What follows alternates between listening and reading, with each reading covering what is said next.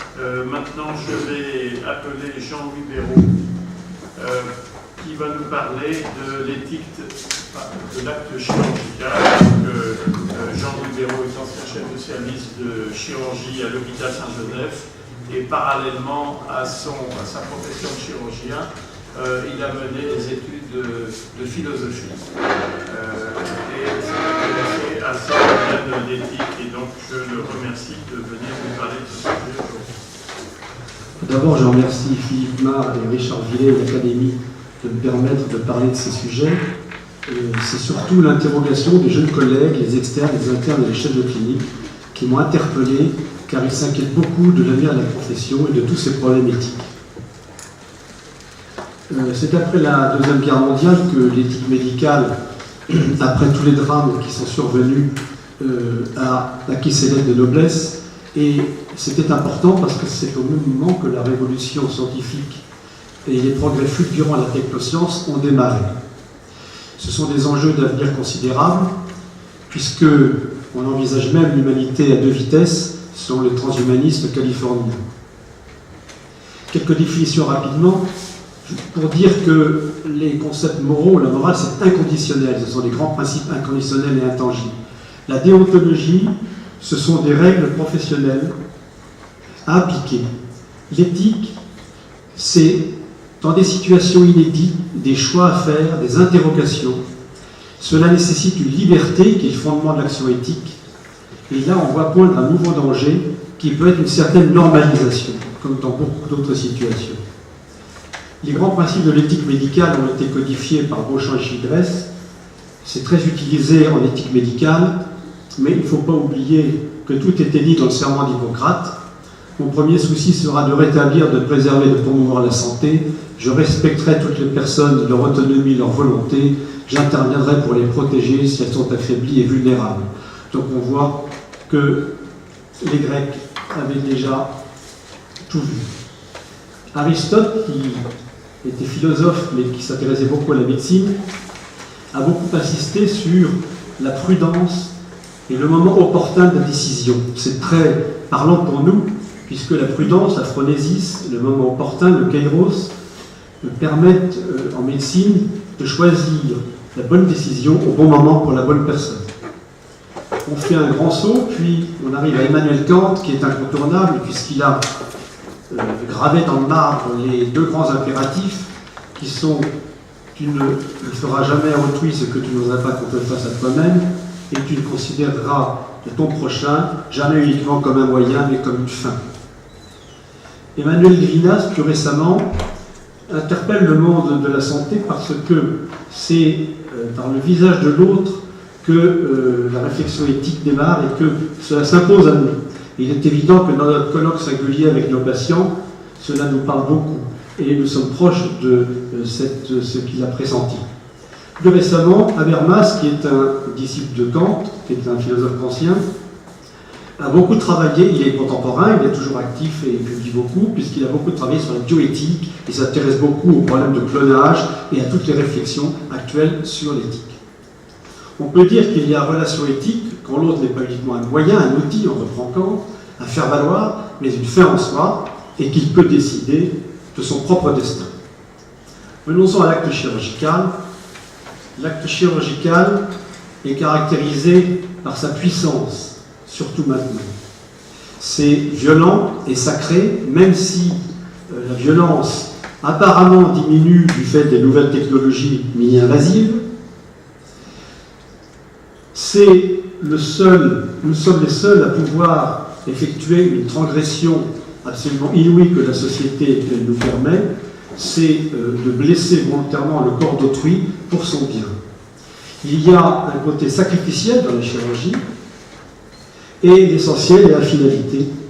La finalité de l'acte chirurgical, c'est de faire le mieux qu'on peut avec ses capacités et sa compétence, et faire le mieux pour ce patient-là que l'on a vu et que l'on soigne personnellement.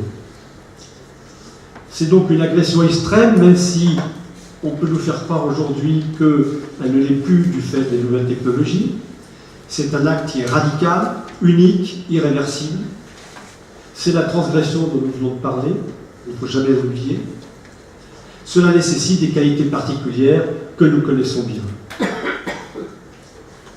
Mais cela impose un devoir majeur, car la relation n'est absolument pas symétrique, encore plus qu'en médecine, entre le patient et son chirurgien. Il faut s'obstiner à faire le mieux, comme on l'a dit, pour faire le bien chez ce patient qui nous est confié. C'est donc un acte hautement moral.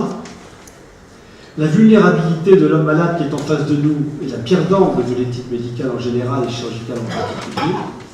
C'est un acte sacré. Enfin, le côté sacré de l'acte chirurgical, c'est important aujourd'hui lorsqu'on veut trop banaliser. Nous en reparlerons. Le pouvoir devient prodigieux et donc il y a un risque d'excès en tout genre. Il y a une tension particulière dans l'acte chirurgical entre sa puissance et son efficacité, dépendant de la technicité, et sa finalité, qui est de soigner une personne humaine vulnérable. C'est cela la dimension éthique de la chirurgie. La puissance. Alors autrefois, bien sûr, le médecin était le clerc qui parlait latin, qui possédait le savoir, et le chirurgien était le barbier, l'artisan, qui rendait service par son savoir-faire. Alors nos saints patrons, comme les Damiens, ont tout de même transplanté une jambe, mais c'était un miracle. Le triomphe est arrivé plus récemment, le triomphe de la chirurgie moderne. Le chirurgien autrefois faisait très peur aux patients, on souffrait le martyre et les suites chirurgicales étaient catastrophiques. Et puis l'anesthésie, la sepsie, l'antisepsie, la lutte contre les douleurs et les infections a permis de faire les progrès que l'on connaît. Et le savoir est devenu un pouvoir, parfois exorbitant. La technoscience qui a permis tous ces progrès a des dangers que l'on va voir. Et surtout, et notamment pour les technophiles, notamment dans les nouvelles générations, ne pas oublier l'homme que l'on soigne et qui est en face de nous. Sa finalité est très particulière, parce qu'il ne fabrique aucun objet, il cherche à obtenir le rétablissement d'un état naturel, le respect de l'ordre préexistant, la préservation du vivant. C'est donc la finalité de son champ qui fixe par avance le but que l'on doit atteindre.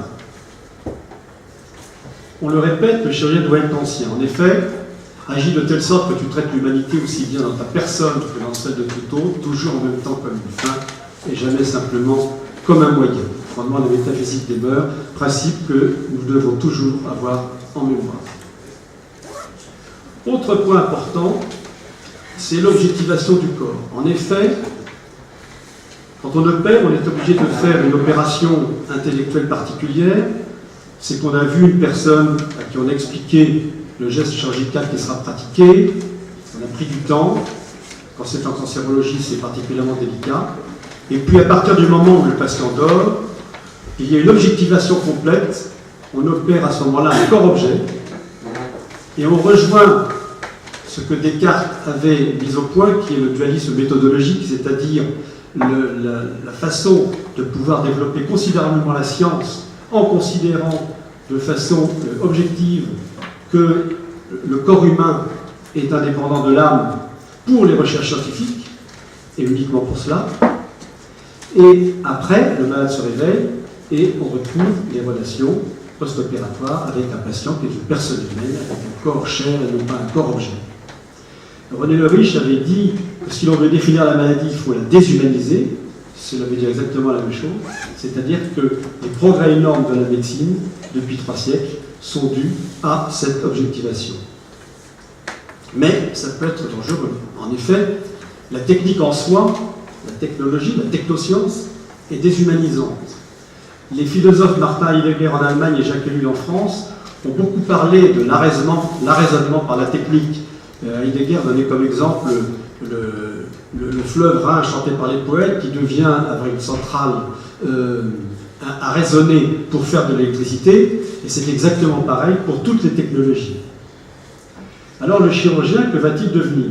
Va-t-il devenir un ingénieur, un technicien? L'autonomie de la technique, s'il n'y a pas un maître d'œuvre qui commande? Et en plus, l'objectivation du patient dont on a parlé tout à l'heure est un facteur de risque supplémentaire. Prenons l'exemple du robot. la perte du toucher est quelque chose de très important et on ne sait pas ce qui se passera dans l'avenir, notamment pour la formation de la chirurgie classique avec le toucher pour les jeunes générations. Y aura-t-il érosion des compétences? Y aura-t-il transformation du métier par le dispositif? Le corps à corps est aboli. Philippe Hubinois a beaucoup travaillé là-dessus, sur le corps à corps chirurgical qui change complètement, puisqu'il y a des intermédiations. La différence entre l'agir, le chirurgien a une initiative, une créativité, et le faire, avec une programmation, avec les algorithmes et l'intelligence artificielle qui commanderont un vrai robot, on voit où cela peut nous mener, plutôt on ne voit pas exactement où cela peut nous mener. Et puis, le reflux de la main au profit de la machine, la transparence du corps due à l'imagerie. Voilà tous ces problèmes dont on ne sait pas exactement encore les conséquences qu'il faudra en tirer.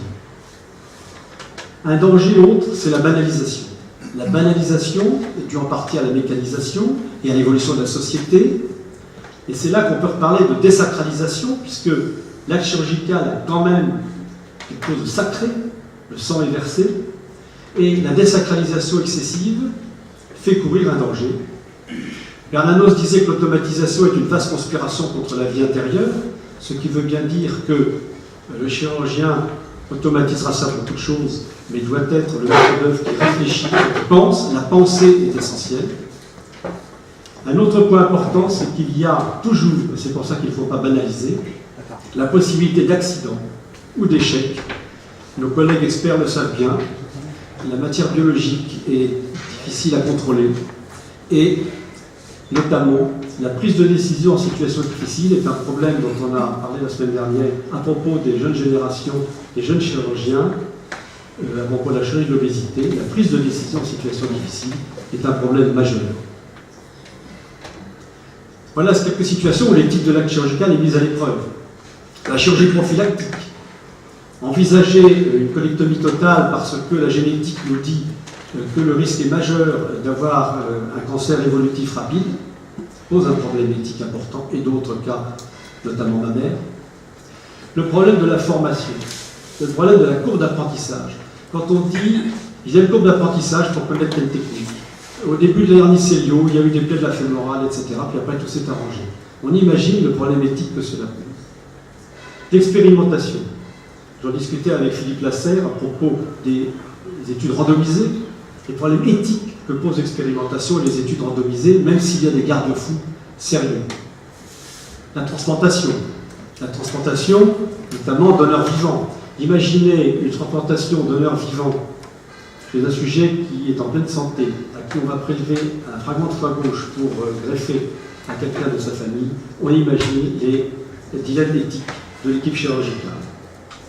Enfin, il faut bien entendu parler de l'égalité d'accès aux soins chirurgicaux dans le monde, parce que c'est un problème absolument majeur. L'avenir de la chirurgie. L'avenir de la chirurgie est-il de ne plus seulement restaurer et réparer, mais augmenter l'homme? C'est très à la mode. On veut faire beaucoup de choses très inquiétantes, un peu fantasmatiques. Et là, il faut reprendre les bases, c'est-à-dire la finalité. C'est là où se situe l'éthique de la chirurgie. La finalité et la réflexion, cela vaut-il la peine, cela est-il utile?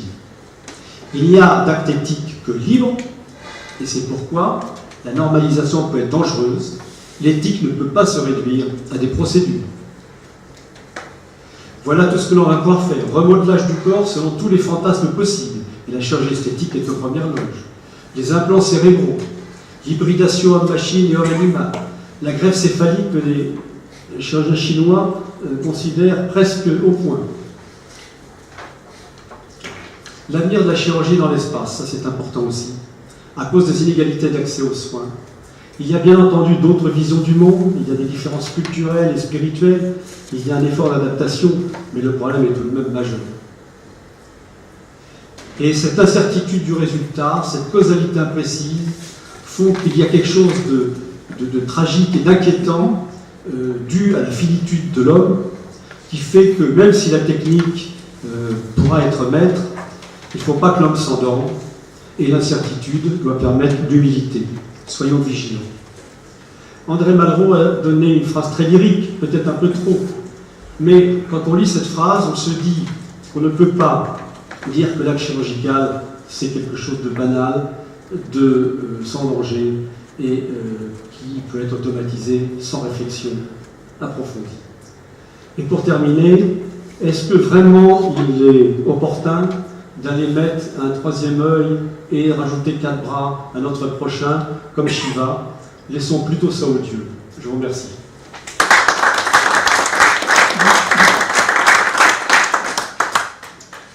Bien, merci beaucoup. Je pense qu'on a quelques minutes pour des commentaires.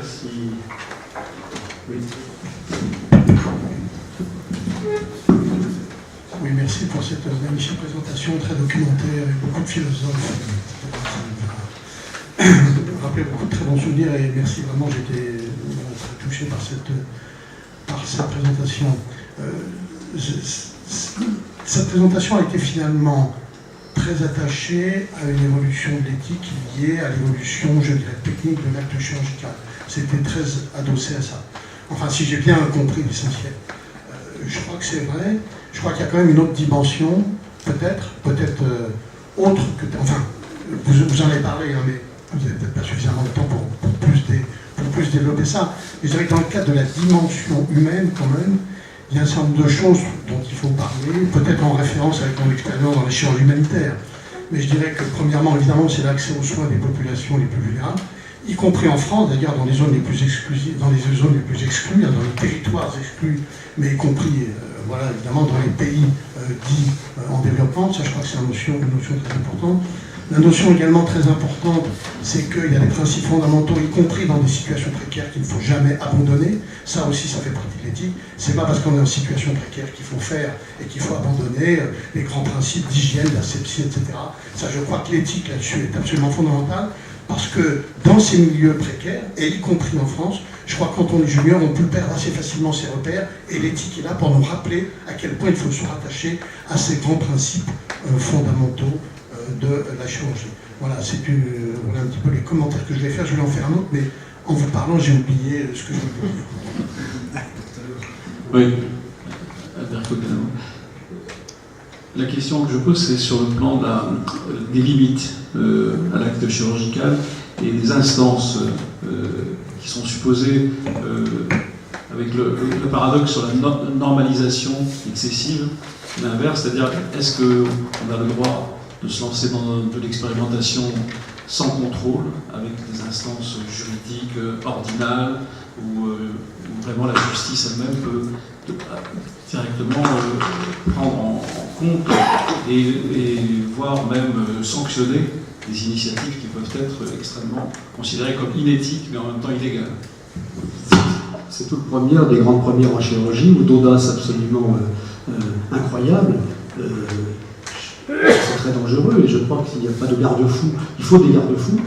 On a un métier qui peut permettre des choses extrêmement dangereuses. Il faut des garde-fous suffisants, je crois que c'est évident.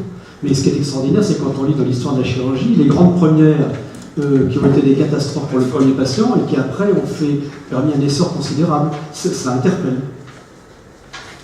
Merci. Oui, mais enfin, les garde-fous, ils existent dans notre pays par exemple, mais ils n'existent pas dans d'autres pays ou pas au même niveau.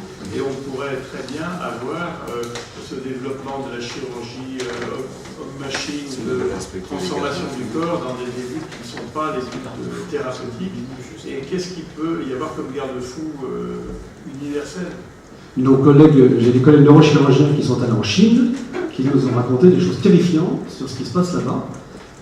Puisque les conceptions éthiques ne sont pas les mêmes. Ça fait très peur. Les expérimentations de Mengele sur la transplantation, etc., ça a été...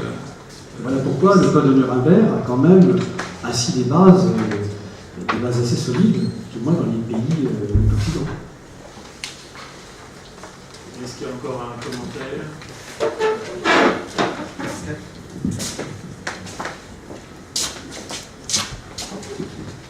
Est-ce qu'il était éthique de faire une cholécystectomie par cystoscopie alors que c'était particulièrement transgressif? Et quand on voit les résultats que ça a apporté, alors bien sûr il y a des garde-fous, mais aurait-ce été fait? Aurait-ce été possible? Non, mais quand on voit ce qu'a fait Philippe Mouret le premier, c'est extraordinaire, mais on sait qu'après, il y a eu pas mal de collecteurs coupés au début de la cholécystectomie, et c'est une question qui n'est pas résolue. La courbe d'apprentissage, la formation. Alors le simulateur dont vous avez parlé tout à l'heure est quelque chose sûrement de très intéressant pour l'avenir. Philippe Mouret a fait énormément de célioscopies pour d'autres raisons que la vésicule biliaire avant de se lancer dans une cholécystectomie. Il avait une expertise particulière. Oui, pendant 15 ans il a fait ça, comme chirurgien de garde et comme chirurgien installé dans la clinique de sauvegarde. Je voudrais répondre pour Philippe Mouret, parce que j'ai vu la première présentation de Philippe Mouret à l'hôtel intercontinental à Paris pour une appendicectomie. Et j'étais à côté de Jacques Beaulieu quand j'ai entendu cette communication. Et le chairman de cette séance, c'était le congrès mondial du Collège international des chirurgiens. Le chairman de cette séance, qui était un chirurgien français, a dit « Monsieur, il faut vous interdire d'opérer. Ce que vous avez fait est scandaleux. »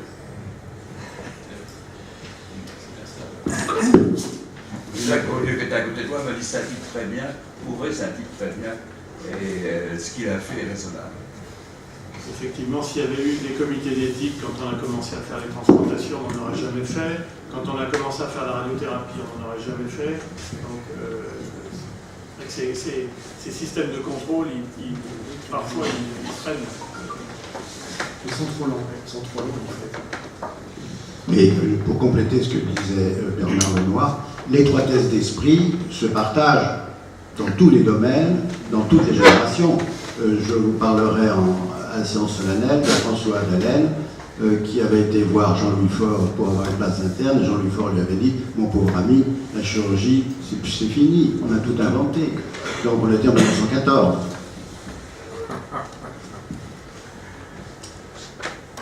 Bien. Est-ce qu'il y a d'autres commentaires? On a quelques minutes. Non? Oui. J'ai un moment. Une des phrases que vous avez prononcées m'a beaucoup marqué, les accords et cabolie.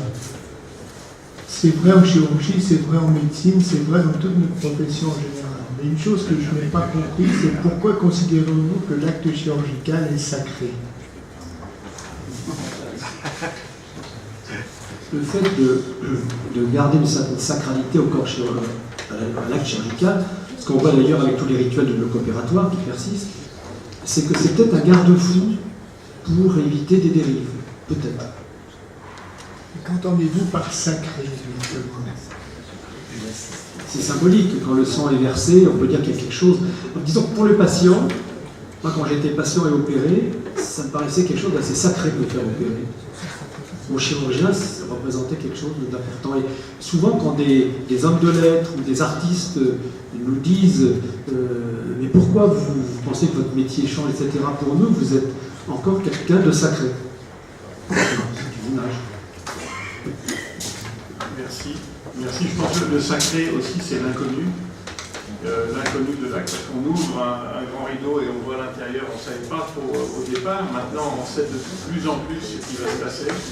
Et puis on rajoute la RCP, on rajoute les chemins cliniques, les outils robotisés. Et c'est vrai qu'on est de moins en moins, on est de plus en plus un acte technique. Finalement, il nous reste l'empathie. Sacré, ça veut dire que violer le corps humain nous dépasse. Il doit être intangible, donc il faut une autorisation.